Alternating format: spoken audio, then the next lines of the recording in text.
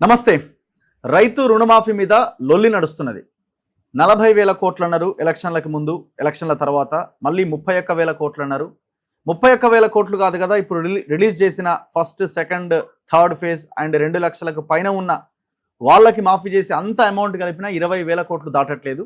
ఇప్పటి వరకు మీరు కేవలం 17,500 కోట్లు అటు ఇటుగా రిలీజ్ చేశారు. మరి ఇదెక్కడ? మరి మిగతా వాళ్ళకి రుణమాఫీ ఏది? రైతులందరికీ మాఫీ కాలేదు. సరే, టెక్నికల్ ప్రాబ్లమ్స్ ఉన్న వాళ్ళు కొంతమంది రైతులకు కాలేదు, అది ఒక భాగం. అసలు మీరు రైతులకు రుణాలే రిలీజ్ చేయలేదు, అప్పులకున్న సంబంధించిన రుణాలే రిలీజ్ చేయలేదు అన్నది ప్రతిపక్షాలు, ముఖ్యంగా బీఆర్ఎస్ చేస్తున్న వాదన. బీజేపీ కూడా ఇదే వాదన చేస్తున్నది. సో అవసరమైతే సవాల్ చేస్తున్నారు. దమ్ముందా, కొడంగల్లో రాజీనామా చేస్తారా? సో ఇట్లా రకరకాలుగా మాట్లాడుతున్నారు. మరి ఏం జరిగింది? 31,000 కోట్లు కాదు, 20,000 కోట్ల ఆ పైన మించదు అని చాలామంది ఎక్స్పర్ట్స్ చెప్పిరు ముందు నుంచి. మరి రేవంత్ రెడ్డి పదే 31,000 కోట్లని ఎందుకు మీటింగ్స్లో చెప్తూ వచ్చిండు? సీఎంని ఏమైనా తప్పుదోవ పట్టించే ప్రయత్నం చేశారా? చుట్టూ ఉన్న బ్యాచ్ ఏమైనా లేదు, అధికారులు ఏమైనా? అంత తెలియకుండా ఏ రకంగా 31,000 crores అని చెప్పడం జరిగింది? సో దీని మీద ఖచ్చితంగా డిబేట్ చేయాల్సిన అవసరం ఉంది. అందుకే వ్యవసాయ రంగంలో అండ్ ఆర్థిక రంగంలో ఎక్స్పర్ట్ అయిన అల్దాస్ జానే గారు ప్రొఫెసర్ నా ముందున్నారు. ఆయనతో మనం డీటెయిల్డ్గా డిస్కస్ చేద్దాం అసలు ఏం జరిగిందో. సార్ నమస్తే. నమస్కారం అండి. సో మీరు ముందు నుంచి చెప్తున్నారు అండ్ ముఖ్యంగా మన ఇంటర్వ్యూలోనే 1-2 సార్లు చెప్పారు 20,000 కోట్లకు మించే అవకాశం లేదు అని. ఎందుకంటే వీళ్ళు క్రాప్ లోన్స్కే మాఫీ చేస్తామన్నారు.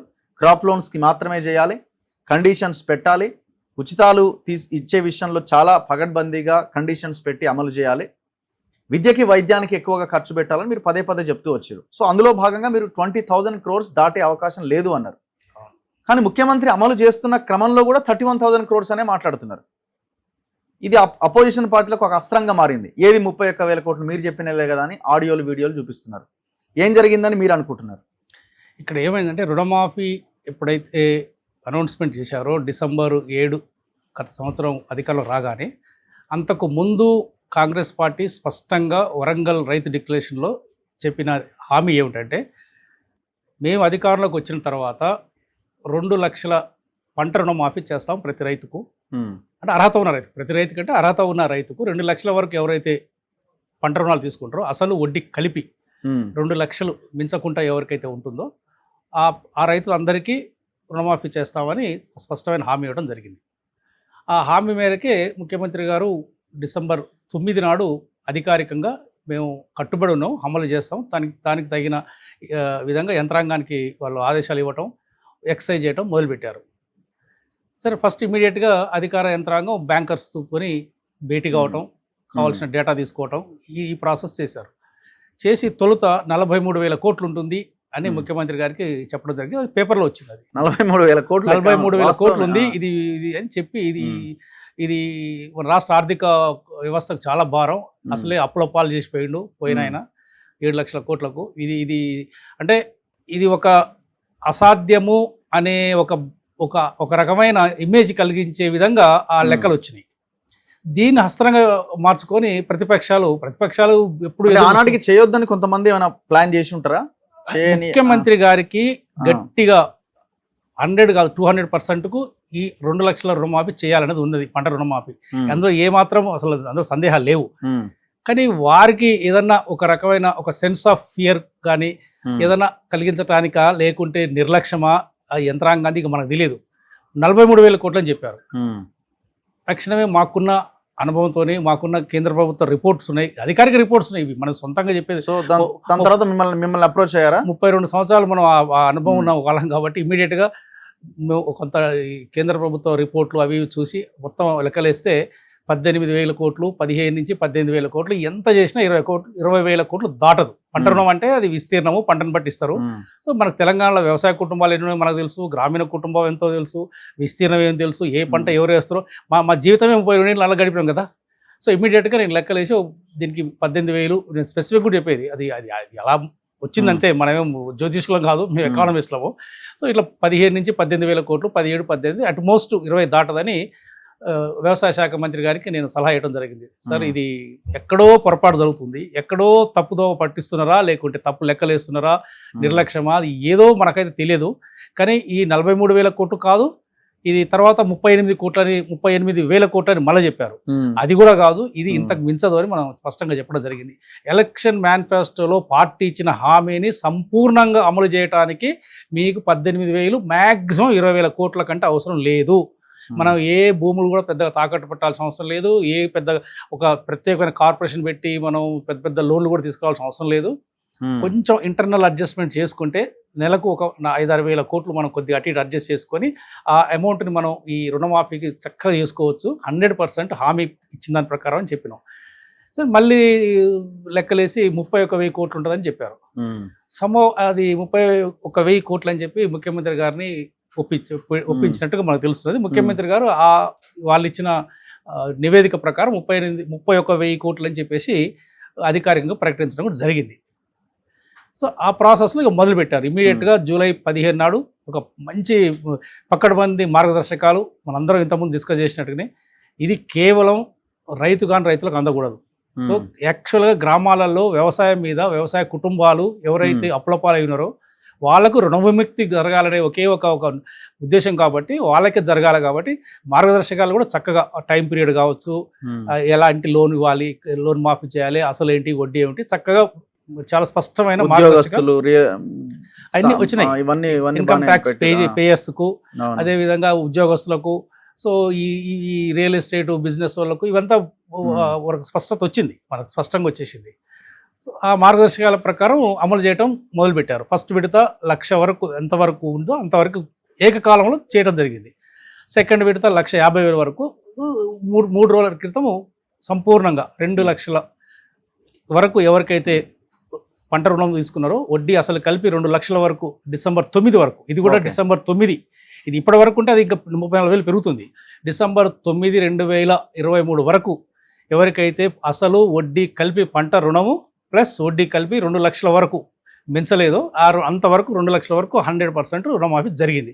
సరే, టెక్నికల్ ప్రాబ్లమ్స్ తోనే చాలా మంది రైతులు ఉన్నారు. మీరు ఇప్పుడు ఎవరికైతే రాలేదో ఇంకా ఒక 30,000 మంది రైతుల వరకు ఇంకా రానట్టు. నేను అది కూడా చెప్తాను మీకు. దాదాపు 30,000 రైతుల వరకు అర్హత ఉండి మార్గదర్శకాలకు లోబడి అర్హత ఉండి రాని వాళ్ళు 30,000 మంది వరకు దాదాపుగా దరఖాస్తు పెట్టుకున్నారు. అందులో 12,000 వరకు ఆల్రెడీ రిజాల్వ్ అయిపోయినాయి. వ్యవసాయ మంత్రి గారు అధికారికంగా ప్రకటించిన లెక్క ఇది.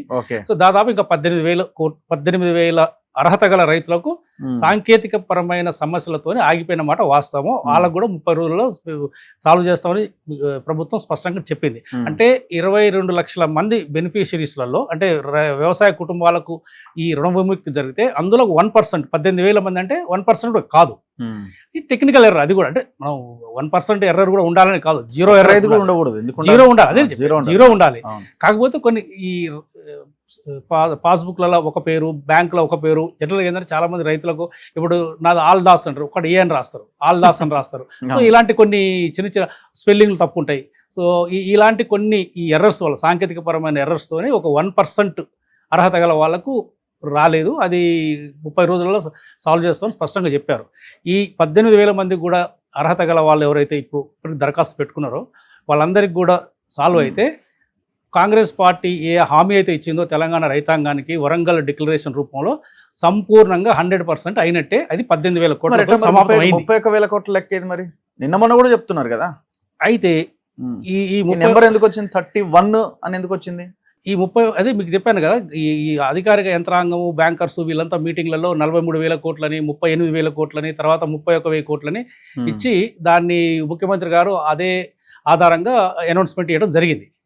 అయితే ఒక అడుగు ముందుకేసి ముఖ్యమంత్రి గారు ఏమన్నారంటే, మనం 2 లక్షల పంట రుణం వరకు అసలు వడ్డీ చేస్తున్నాం, అంతకంటే మించి కూడా ఎవరైనా 4 లక్షలు 5 లక్షల పంట రుణాలు తీసుకొని వడ్డీలు అసలు ఉన్నా సరే వాళ్ళకు కూడా మనం 2 లక్షలు ఇద్దాము, మిగతాయి వాళ్ళు కట్టుకుంటే అనేది ఇప్పుడు ఒక అడుగు ముందుకేసి, అంటే హామీ ఇచ్చిన దానికంటే అదనంగా ఇచ్చిన ఇది ముఖ్యమంత్రి అయిన తర్వాత, పార్టీ అధికారంలోకి వచ్చిన తర్వాత అదనంగా రైతాంగానికి ఈ పెద్ద రైతులు వీళ్ళంతా ఈ 5 లక్షలు 10 లక్షలు, కొంత చిన్న రైతులు కూడా ఉండొచ్చు. ఎందుకంటే లాస్ట్ ఇయర్ 1,00,000 రూపాయలు తీసుకొని అవ్వకపోతే 1,00,000 మిత్ అయిన వాళ్ళు కూడా చాలా మంది ఉండొచ్చు కదా. ఈ ప్రాసెస్ లో కొంతమంది ఇప్పుడు మీరు అన్నట్టుగా 1,60,000 లోన్ తీసుకున్నారు. ఇప్పుడు కేసీఆర్ 99,999 దగ్గర ఆపిండు, రూపాయి చేయలే. ఉమ్.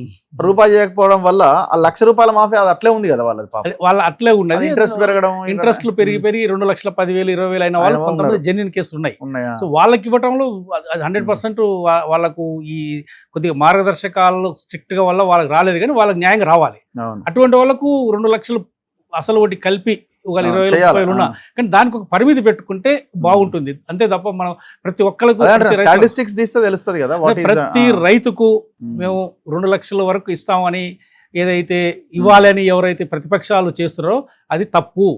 ప్రతిపక్షాలకు ఇది ఏంది? నా పాయింట్ ఏంటంటే, మీరు ఏ లెక్కన చెప్తున్నారు 31,000 కోట్లు అని వాళ్ళు అంటున్నారు, మీరే అన్నారు, మరి ఎందుకు చేయలేదని వీళ్ళు ప్రతిపక్షాలు అడుగుతున్నాయి. మీ లెక్క ప్రకారం 20,000 మాత్రమే ఇది కరెక్టే అన్న లెక్కని మీరు ఎట్లా సైంటిఫిక్ గా మీరు నిరూపించగలుగుతారు? మీకు సింపుల్ గా చెప్తాను.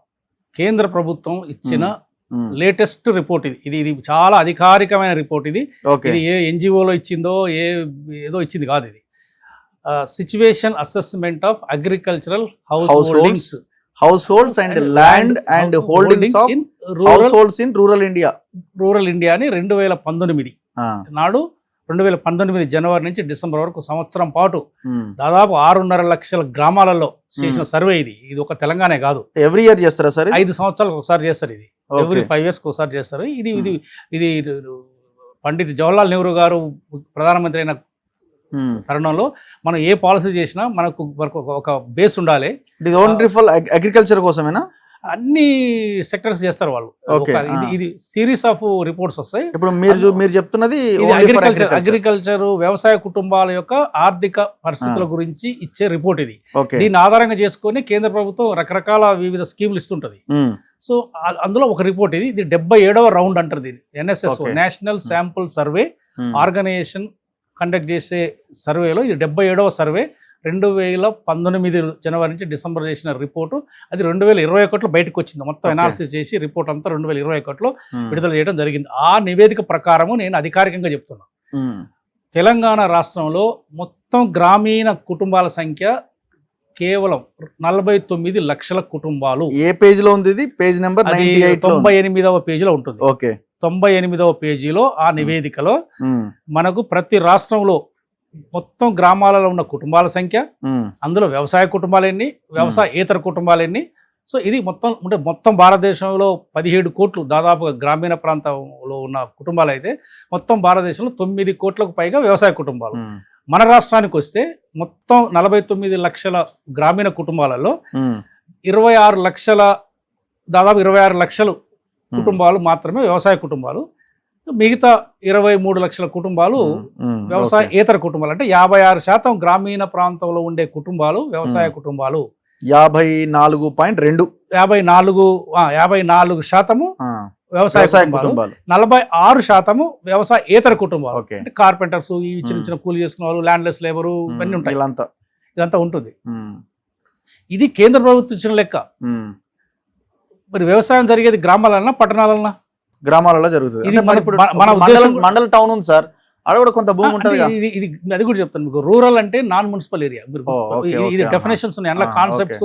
హౌస్ హోల్డ్ అంటే ఏంది, కుటుంబాన్ని ఈ విధంగా డివైన్ చేశారు. ఇదంతా చాలా చక్కగా. చిన్న మండలం ఉంటే దీంట్లోకి వస్తుంది. అంటే నాన్ మున్సిపల్ ఏరియా అని మనం ఎప్పుడైనా గ్రామం కిందకి లెక్క.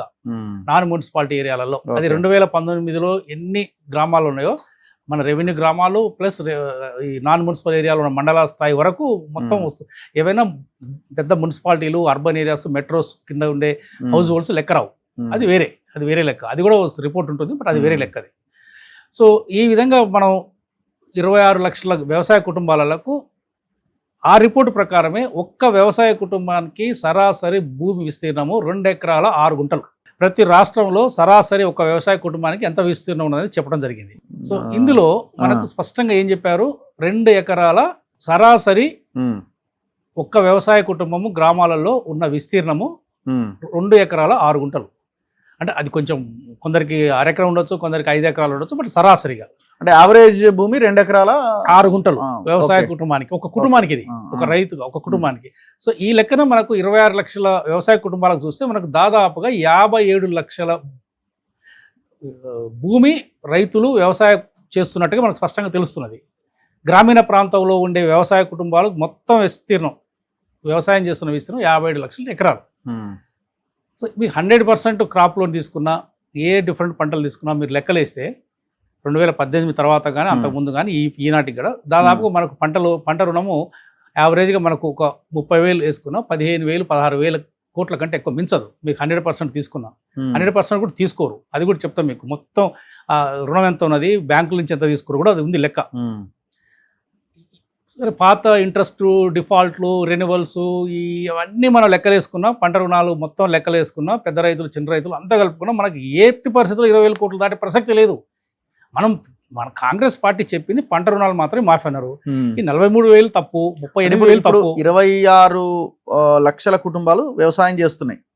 సో మిగతా వాళ్ళంతా వ్యవసాయేతర కుటుంబాలు. మిగతా 46% గ్రామీణ కుటుంబాలు వ్యవసాయేతర కుటుంబాలు. ఇప్పుడు 26 లక్షలు ఇంటూ యావరేజ్ గా 2 ఎకరాలు ఉన్నది. 2 ఎకరాలు 6 గుంటలు. ఒకరికి 10 ఉండొచ్చు, ఒకరికి 5 ఉండొచ్చు, ఒకరికి 1 ఉండొచ్చు, ఒకరికి గుంట భూమి ఉండొచ్చు. సో యావరేజ్ గా 2 ఎకరాల 10 గుంటలు. 2 ఎకరాలు 6 గుంటలు.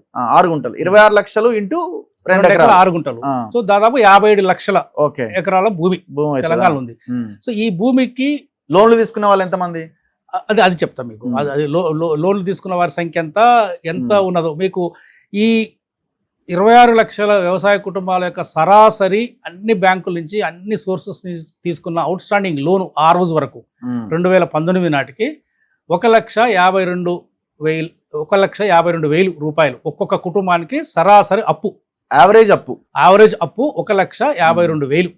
ఏది 26 లక్షల కుటుంబాల యొక్క సరాసరి. అంటే ఒకరికి 10 లక్షలు ఉండొచ్చు, వాళ్ళకి 30,000 ఉండొచ్చు, 4 లక్షలు ఉండొచ్చు. బట్ సరాసరిగా 1,52,000 రూపాయలు వ్యవసాయ కుటుంబాలు అప్పులు ఉన్న డ్యూస్ అన్నట్టు, అవుట్ స్టాండింగ్ డ్యూస్. ఇందులో మీకు ఒక ఆశ్చర్యం ఏంటంటే ఇందులో కేవలం 41% మాత్రమే బ్యాంకులు, సొసైటీస్, గ్రామీణ బ్యాంకుల నుంచి తీసుకున్నది. దాదాపుగా 59-60% money lenders, professional money lenders, చుట్టాలు, విలేజ్ ట్రేడర్స్ ఇక్కడ తీసుకున్నది. ఓకే, అది కూడా లెక్కలు ఉన్నాయి అందులో. అది మీకు 139 పేజీలు అనుకుంటుంది. అది ఉంటుంది మీకు 139 పేజీలు ఉంటుంది అది. ఓకే. సో అంటే ఎంత చూసుకున్నా పంట రుణాలు ఈ మోస్తరుగా ఉండవు అనేది మనకు సింపుల్ స్టాటిస్టిక్స్. మేము 32 ఏళ్ళు మేము వన్లో ఉన్నవాళ్ళం, మాకు ఆ మాత్రం ఐడియా ఉంటుంది కదా. సో కాబట్టి ఇది తప్పు, ఎక్కడో తప్పు జరుగుతుంది. 30,000 ఉండదు, 40,000 అసలే ఉండదు, ఇది 20,000 మించదు అనేది మేము అంటే ఇప్పుడు ఒకటి వ్యక్తిగతంగా ఇది యంత్రాంగాన్ని తప్పుపట్టమా ఇది కాదు. ఎక్కడో పొరపాటు మీరు సరి చేయాల్సిన అవసరం ఉన్నది. ఇది ఎక్కడో పొరపాటు, ఇది మేము ఇచ్చిన లాజిక్, ఇది నేను లెక్కలతో పాటు ఇచ్చిన లాజిక్. సో వాళ్ళు కూడా చెప్పాలి కదా, వాళ్ళు బ్యాంకర్స్ ఇచ్చిండ్రు కాబట్టి మేము చెప్తున్నాం అంటారు. అట్లా కాదు. ఎంతమంది రైతులు అప్పులపాలై ఉన్నారు సార్ తెలంగాణ? 91% రైతులు అప్పులపాలై ఉన్నారు. అది కూడా 91%. ఆ రిపోర్ట్ కూడా ఉంది. పేజ్ నెంబర్ 138, 39 కనిపిస్తుంది ఇది. ఓకే. సో తెలంగాణ రాష్ట్రంలో 91% రైతాంగం, అంటే 26 లక్షల రైతు కుటుంబాలలో 91% అప్పులపాలయ్యారు. టాప్ లో ఉందా తెలంగాణ? ఆంధ్రప్రదేశ్ రెండు టాప్, లెఫ్ట్ అండ్ రైట్ దాదాపు అదే శాతం. సో మొత్తం భారతదేశంలో యొక్క సరాసరి రైతాంగం అప్పులపాలు కేవలం 50%. అది కూడా ఎక్కువ. సగం రైతులు ఎంతమంది? దాదాపు 10 కోట్ల కుటుంబాలు, రైతు కుటుంబాలు భారతదేశంలో 10 కోట్ల రైతు కుటుంబాల్లో సగం అప్పులపాలయ్యారు. సో వారి సరాసరి అప్పు ఎంత? 74,000 కోట్లు. దేశం సరాసరి 74,000. మనది 1,50,000. మనది 1,52,000 రూపాయలు అయితే దేశంలో అందరి రైతుల సగటు అప్పు కేవలం 74,000 రూపాయలు. సో అంటే డబల్ మనది. తెలంగాణ, ఆంధ్రప్రదేశ్ దాదాపుగా డబల్ ఉన్నాయి. సో ఇవన్నీ స్పష్టమైన లెక్కలతోని కేంద్ర ప్రభుత్వం ఇచ్చింది, అన్ని రాష్ట్రాలతో ఇచ్చింది. చాలా రాష్ట్రాలు వాడుకుంటాయి పథకాల కోసం. ఇవి సరే, మన వాళ్ళు మరి ఇలాంటి లెక్కలు తీసుకున్నారా తీసుకోలేదా మనకు తెలియదు. కేవలం బ్యాంకర్స్ ఇచ్చిన రిపోర్ట్ ప్రకారము మేము ఈ 31,000 చెప్తున్నాము అనేది అయితే కరెక్ట్ కాదు. బ్యాంకర్స్ ఇచ్చి వీళ్ళు కూడా రాజకీయ పార్టీ కాబట్టి 31,000 అంటే నెంబర్ పెద్దగా కనిపిస్తుంది. లేదు, అట్లా ఉండదండి. జనరల్ గా అల్టిమేట్ గా ఎండ్ ఆఫ్ ది డే నిధులు రిలీజ్ చేసినప్పుడు నెంబర్ బయటపడిపోతుందిగా. లేదు, ఇది యాక్చువల్గా ఏంటంటే ముఖ్యమంత్రి గారు ఎట్టి పరిస్థితుల్లో రుణమాఫీకి కట్టుబడి ఉన్నారు 1000%. సో కాబట్టి ఆ అమలు చేసే నేపథ్యంలో ఎంతైనా పర్వాలేదు మనం చేద్దామని ఏదైతే ఒక పట్టుదలతో ఉన్నారో, కాబట్టి ఈ అధికార యంత్రాంగము బ్యాంకర్స్ ఇచ్చిన లెక్కలు 30 అయినా 35 చేద్దామని ఆ ఎమోషన్స్లో కావచ్చు, ఆ కమిట్మెంట్లో కావచ్చు అన్న లెక్క ఇది.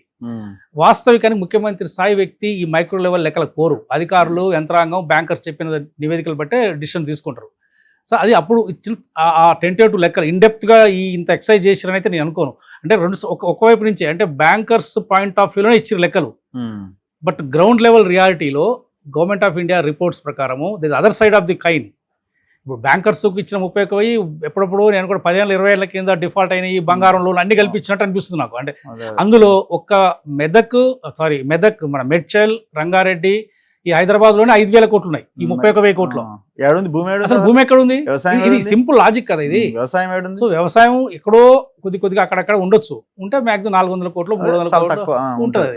సో కాబట్టి ఇది ఎక్కడో లోపం జరిగింది అనేది మా మొదటి నుంచి మా అనుమానం. బీఆర్ఎస్ హరీష్ గాని కేటీఆర్ గాని వాళ్ళు ఏది అందరికి చేయలేదు, రాజీనామాకు అవసరమైతే సిద్ధం, ఇట్లా మాట్లాడుతున్నారు కదా. అసలు ఈ తెలంగాణ విధ్వంసానికి కారణమైన వ్యక్తులలో A1 కేసీఆర్ అయితే A2 హరీష్ రావు, A3 కేటీఆర్. అసలు వీళ్ళకి మాట్లాడే అర్హత లేదండి.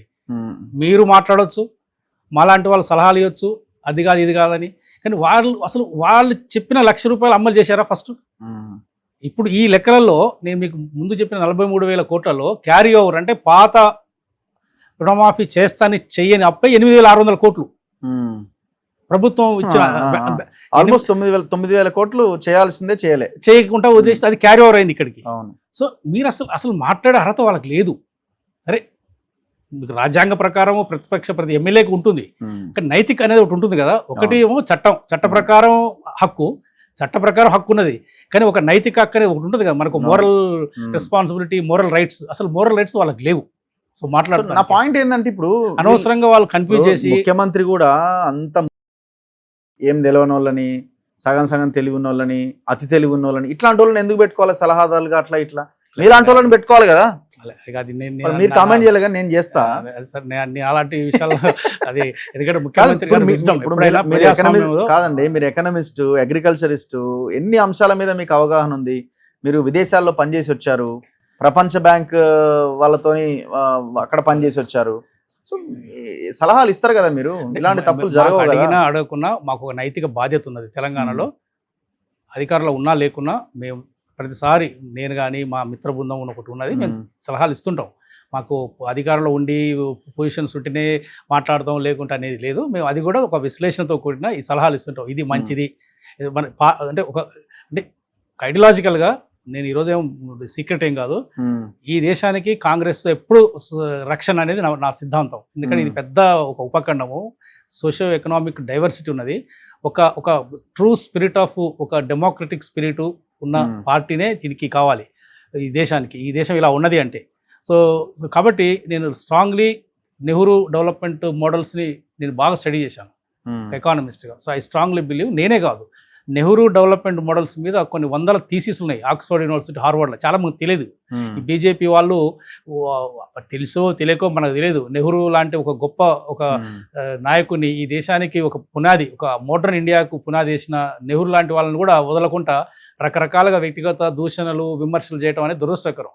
సో ఆ నెహ్రూ విధానాల మీద నాకు ఒక స్పష్టత ఉన్నది. ఓకే. సో కాబట్టి నేను ఎప్పుడు I'm very ideological attach to Congress party and Nehru studies, Nehru thinking.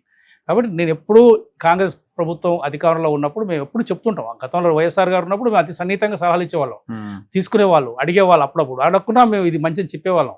So కాబట్టి మేము సైలెంట్గా ముఖ్యమంత్రి గారు ఇది అట్లా ఏమి ఉండదు. బట్ ఎవరిని పెట్టుకోవాలని అంటే వాళ్ళ ఇష్టం లేండి, గారి విజ్డమ్ అనేది మనం అక్కడ ప్రశ్నించే అవకాశం ఉండదు. ఇంకొక ప్రధానమైన అంశము, మొన్న రేవంత్ రెడ్డి ప్రపంచ బ్యాంక్ అధ్యక్షుడితో భేటీ అయ్యారు. సో అది కొంత మిక్స్డ్ ఒపీనియన్స్ వచ్చినాయి, విమర్శలు. ఎందుకంటే ప్రపంచ బ్యాంక్ అనగానే ఒక వ్యతిరేక భావం ఉన్నది. కార్పొరేట్లు, పెట్టుబడిదారులు, వాళ్ళు కేవలం కొన్నింటి మీదనే ఫోకస్ చేస్తారు. సో ఇట్లా రకరకాల విషయాలు ఉన్నాయి మనకు ఆల్రెడీ, అంటే అనుభవాలు కూడా ఉన్నాయి. సో ఏకంగా ఒక ముఖ్యమంత్రి అనేది ప్రపంచ జీతగాడితోనే పోల్చినాయి లెఫ్ట్ పార్టీలు కానీ చాలామంది.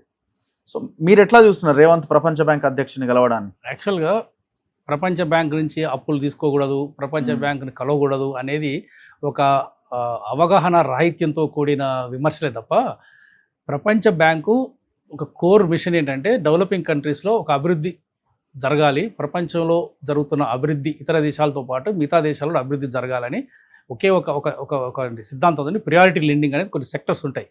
ఏషియన్ డెవలప్మెంట్ బ్యాంక్ కావచ్చు, వరల్డ్ బ్యాంక్ కావచ్చు. సో ఈ అభివృద్ధి చెందుతున్న దేశాలకు వాళ్ళు సాఫ్ట్ లోన్స్ అని ఇస్తారు. 2%, 2% వడ్డీ మాత్రమే ఉంటుంది. అది 40 సంవత్సరాల తర్వాత రీపేమెంట్. సో 40 ఏళ్ళ దాకా కట్టాల్సిన అవసరం లేదు. అవసరం ఉండదు. 40 years తర్వాత రీపేమెంట్ ఉంటుంది. అది 2%తోనే. ఇది మంచి ఒక అవకాశం. ఇక్కడ కేసీఆర్ లాగా ఏదో ప్రైవేట్ మనీ లెండర్స్ లాగా తీసుకొచ్చి 10%, 11% వడ్డీకి తీసుకొచ్చి ఇలా వడ్డీకే మనం 60-70 వేల కోట్లు కడుతున్నాం సంవత్సరానికి. సో ఇలాంటి మనకు అవకాశాలు ఉన్నప్పుడు దాన్ని వినియోగించుకోవాల్సిన అవసరం ఉన్నది. సో ముఖ్యమంత్రి గారు వరల్డ్ బ్యాంకులోకి పోయి మా విద్యా రంగానికి అభివృద్ధికి, మా సామాజిక రంగానికి, మా మౌలిక వసతుల రంగానికి కొంత మాకు ఆర్థిక సాయం చేయమని అడగటం అనేది చాలా మంచి పరిణామం.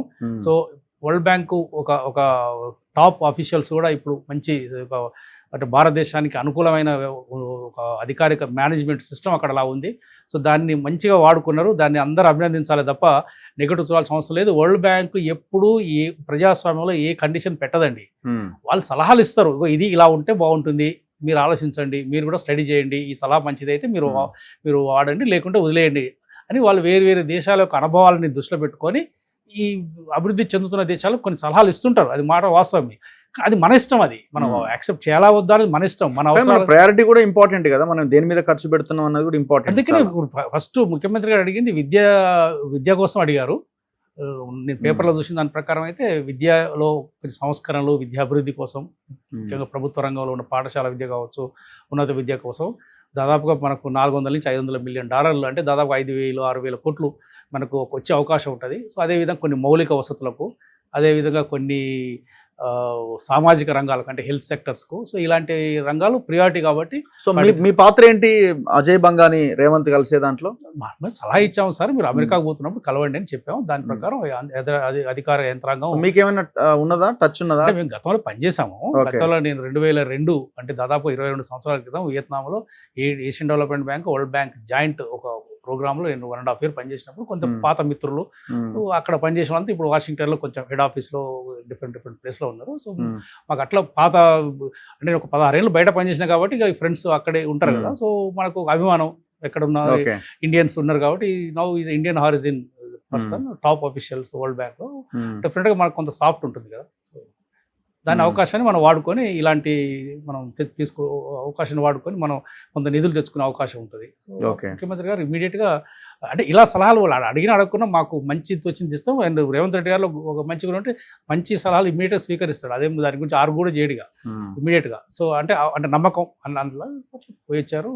సో సటన్లీ మనకు కొంత ఆర్థికంగా కొంచెం మనకు సహాయం అందే అవకాశం ఉన్నది. విద్యకు, సామాజిక రంగాలకు, మౌలిక వసతుల కల్పనకు చూద్దాం. అది దానికి ముందుకు తీసుకెళ్లాల్సిన అవసరం ఉంది. చాలా ఎక్సైజ్ చేయాల్సిన అవసరం ఉంటుంది. సో మీలాంటి వాళ్ళని పెట్టుకుంటే ఇంకా బెటర్ వాళ్ళకి. వాళ్ళ చేతిలో ఉన్న అంశము, బట్ మరి వాళ్ళు ఏమి చేస్తారు? ముఖ్యమంత్రి గారు విజ్డమ్. రకరకాలు ఉంటాయి, రాజకీయాలు ఉంటాయి. ముఖ్యమంత్రి గారు విజ్డమ్ అది మనం అది వాళ్ళు పెట్టినా పెట్టకున్నా మా పాత్ర మేము మాత్రం డెఫినెట్గా పోషిస్తాం. Anyway, thank you sir. Thank you very much. So ఇది ప్రొఫెసర్ అల్లాస్ జానయ్య గారితో స్పెషల్ ఇంటర్వ్యూ. చూస్తూనే ఉండండి మన తొలివేలు.